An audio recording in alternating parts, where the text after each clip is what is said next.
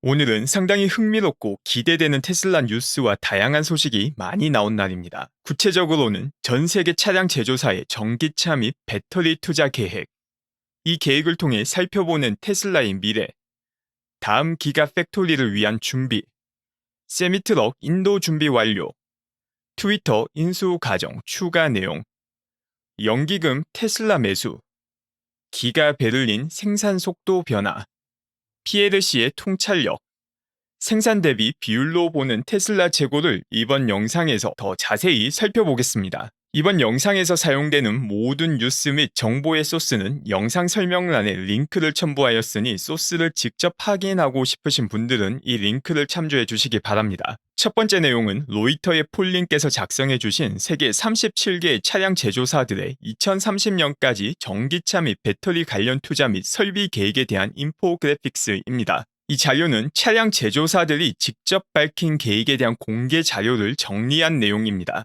2030년까지 차량 제조사들이 투자하고자 하는 총 금액은 1.2 트릴리언 달러로 우리나라 돈으로 환산 시 1,700조 원이 넘는 금액이 됩니다. 이 자료에 포함된 정보는 대상이 되는 차량 제조사, 이 제조사와 파트너십을 맺은 회사들, 2030년에 배터리 생산 설비의 생산량 목표치, 2030년도에 전기차 생산량 목표치, 2030년도까지 배터리와 전기차에 계획되어 있는 투자금 자료가 정리되어 있으며 각 회사별 추가 설명도 볼 수 있습니다. 보시다시피 대부분의 기업들이 빌리언 달러 단위의 전기차 투자를 계획하고 있으며 다수의 기업들이 배터리 투자도 계획하고 있습니다. 그리고 조금 내려가면 생태계를 파괴하는 크니베스처럼 차트를 파괴하는 기업이 나오는데 이 기업이 테슬라입니다. 가장 먼저 눈에 띄는 것은 절대적인 투자 규모와 계획된 생산량이 너무 높아서 다른 회사들과 같은 포맷으로 이 크기를 표시하니 벤 다이어그램이 되어서 난리가 난 모습입니다. 둘째로 눈에 들어오는 내용은 전기차 투자 비율이 높은 다른 기업들과 달리 테슬라는 2030년까지 배터리 관련 투자가 400빌리언 달러로 전기차 투자 100빌리언 달러보다 무려 4배가 더 높게 계획되어 있습니다. 이처럼 재미난 형태의 투자 비율이 만들어지는 이유는 크게 두 가지입니다. 첫째로 테슬라의 기가팩토리 효율이 다른 기업과 차원이 다릅니다. 일론이 지난 주총에서 밝힌 계획에 따르면 기가팩토리당 연간 150만 대에서 200만 대의 차량을 생산할 것이며 10개에서 12개의 기가팩토리를 통해 연간 2천만 대의 생산 캐파를 달성할 것이라 밝혔습니다. 기가 상하이의 생산량 및 지금까지 다양한 기가팩토리의 건설 비용을 고려하면 2030년까지 10개에서 12개의 기가팩토리를 건설할 수만 있다면 연간 2천만 대의 생산이 가능하고 그 비용도 100빌리언 달러 내외가 된다는 것을 구체적으로 살펴보겠습니다. 먼저 기가 상하이는 지난 분기 7월 일평균 생산량이 거의 3,000대를 찍었습니다. 기가 상하이에서 1년 전체 일평균 생산량을 2,750대 정도로만 유지한다 해도 기가 상하이의 연간 생산량은 100만 대가 됩니다. 벌써 일론이 밝혔던 기가팩토리당 150만 대에서 200만 대 연간 생산 목표에 상당히 가파르게 접근하고 있는 것입니다. 거기에 더해 기가 상하이 같은 경우는 곧 같은 기가 상하이라는 이름으로 불릴 것이지만 신규 공장을 하나 더 건설할 계획이기에 200만 대 이상까지도 궁극적으로 기가 상하이라는 이름으로 나오게 될 가능성이 높습니다. 과거 기가팩토리는 보수적으로 평가 시 5빌리언 달러를 기준으로 연간 50만 대 정도 생산할 것으로 예상되었는데 기가 상하이의 경우 확인된 초기 투자 비용은 최소 2빌리언 달러였습니다. 그리고 여기서 추가 설비 투자를 통해 연간 100만 대 이상의 기가팩토리로 진화할 수 있다는 것을 보여주었습니다. 이를 바탕으로 미래 기가팩토리를 생각해보면 기가팩토리당 8빌리언 달러 투자로 일론이 밝힌 연간 150만에서 200만 대의 최종 생산 캐파가 아주 현실적인 수치가 되는 것이고 기가팩토리 12개의 최종 비용은 100빌리언 달러 내외가 됩니다. 테슬라와 일론이 툭툭 던지는 미래 계획들이 너무 크고 멀게 느껴져서 현실감이 없게 느껴질 때가 많지만 그 내용을 더 자세히 살펴보고 그리고 그 미래에 다가갈수록 얼마나 현실적인 계획인지를 깨닫게 될 때마다 소름이 돋게 됩니다. 2030년 100빌리언 달러의 기가팩토리 투자로 2천만 대 생산과 관련된 내용을 확인했으니 400빌리언 달러의 배터리 투자도 살펴보겠습니다. 기가팩토리의 효율성에서 볼 수 있듯이 테슬라가 1빌리언 달러를 써서 만들어내는 가치와 다른 기업들이 평균적으로 1빌리언 달러를 써서 만드는 가치는 그 결과에서 상당히 큰 차이가 있습니다. 테슬라는 정말 제대로 효율을 뽑을 수 있을 경우만 투자한다는 것을 고려시 전기차 투자 자금의 4배인 400빌리언 달러를 배터리에 투자한다는 것은 에너지 혁명을 만들겠다는 의미입니다. 테슬라가 만들고 시작한 전기차 혁명을 위해 지금까지 투자한 전체 금액을 아득히 뛰어넘는 금액이 400빌리언 달러입니다. 이 큰 금액이 배터리에 성공적으로 투자된다면 당연히 섹시 모델, 사트, 세미뿐만 아니라 미래에 나올 저가형 전기차를 최대 캐파로 생산할 때 필요한 배터리뿐만 아니라 이를 다 충족시키고도 엄청난 양의 배터리가 쏟아지게 됩니다. 이 배터리들을 단순한 전기차 생산에만 쓰는 것이 아니라 석유와 가스에 의존하고 있는 지금의 에너지 시스템이 재생에너지 기반 사회로 바뀌고 나서 재생에너지를 저장하는 데 쓰겠다는 것이고 그 의도가 투자 계획에서 나타나는 것입니다. 전 세계를 재생에너지로 굴러가게 할 수 있을 만큼의 배터리 저장 장치 시설을 만들겠다는 의도가 들어가 있는 것이고 러시아의 우크라이나 침공으로 에너지 혁명의 본격적인 시작이 더 앞당겨져 2-3년만 지나도 테슬라 매출에서부터 의미 있는 에너지 매출을 목격할 수 있을 것이라 생각합니다. 앞서 살펴본 이 원대한 계획이 이루어지기 위해 테슬라가 진행하고 있는 신규 기가팩토리 준비와 관련된 뉴스도 살펴보겠습니다. 일렉트랙에서 나온 기사입니다.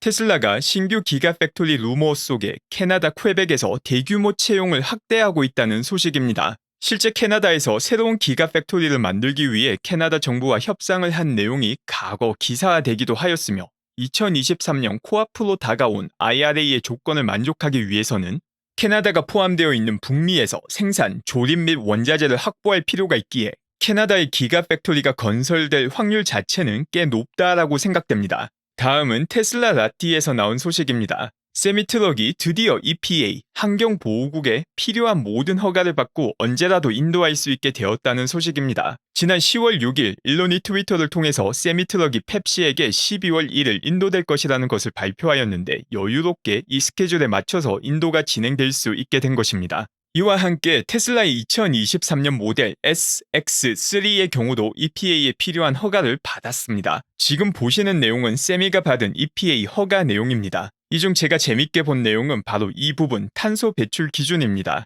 1톤을 1마일 옮길 때 나오는 탄소 배출 기준이 85.6g인데 테슬라 세미의 경우 최대 그리고 최소 탄소 배출이 0g입니다. 다음 소식은 블룸버그에서 나온 트위터 인수와 관련된 내용입니다. 이 보도에 따르면 일론은 이번 주 금요일까지 트위터 인수 거래를 끝내기로 다른 은행들과 비디오 컨퍼런스를 통해 약속했습니다. 이 컨퍼런스에 참여한 은행이 일론에게 13빌리언 달러의 자금을 부채의 형태로 제공해 주기로 했던 은행이며 관련 서류는 사인을 마치고 마지막으로 실제 돈을 보내주는 단계만 남겨두고 있습니다. 이제 법정에서 인수를 위한 공판 연기 기한인 28일이 코앞으로 다가온 상태입니다. 만약 이 기한 내에 일론의 트위터 인수 최종 합의가 이루어지고 인수에 필요한 자금 확보까지 모두 끝났음이 확인된다면 단기 주가에 가장 부정적인 영향을 줬던 이슈인 트위터 오버행이 드디어 끝나게 되는 것입니다. 이 오버행의 핵심 이슈였던 일론의 테슬라 주식 매도의 경우 일론이 매도했다면 2일 내에 관련 공시가 올라와야 되기에 만약 테슬라의 주가가 장중 큰 폭으로 떨어졌던 월요일 일론이 필요 매도를 모두 끝냈고 이 내용이 수요일 공시로 확인된다면 정말 오랜 시간 이야기되던 트위터 오버행은 사실상 끝이 나게 됩니다.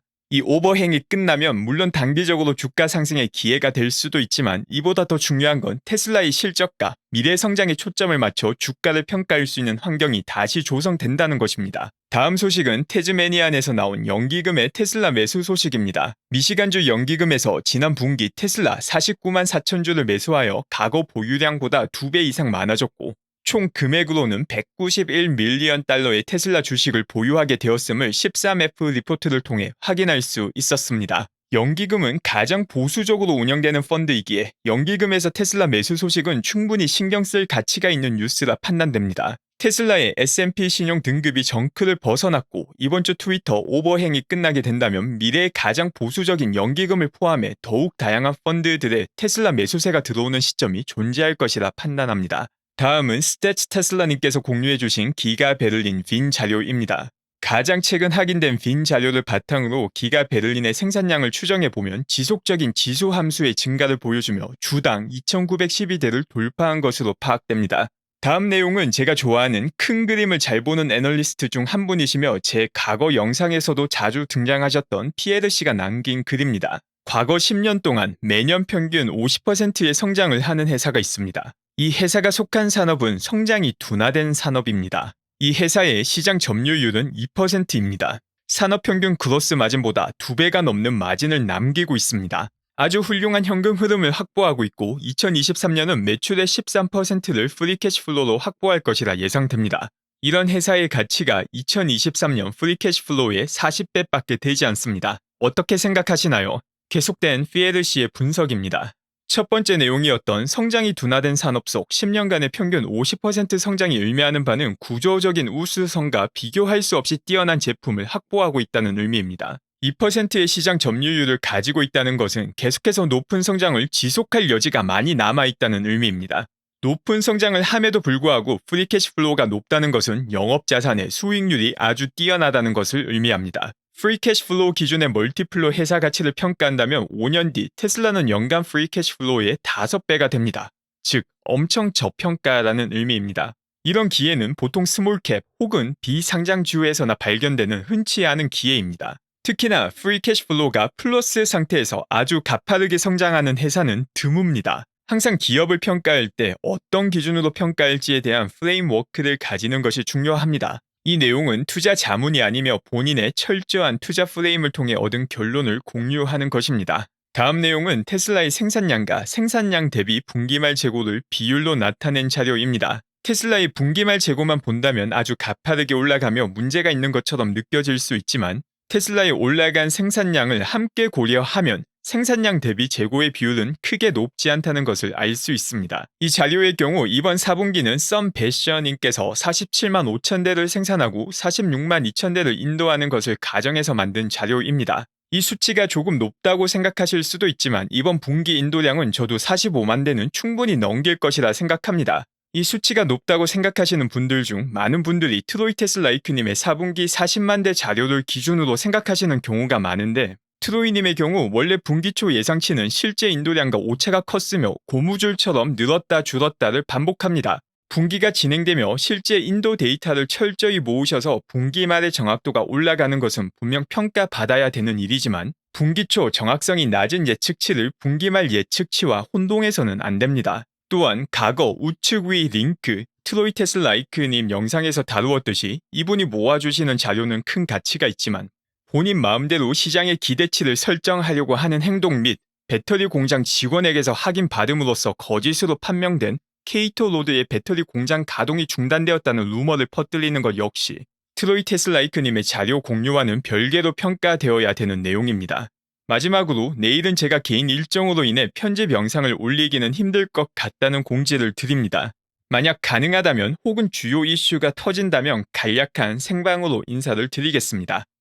감사합니다.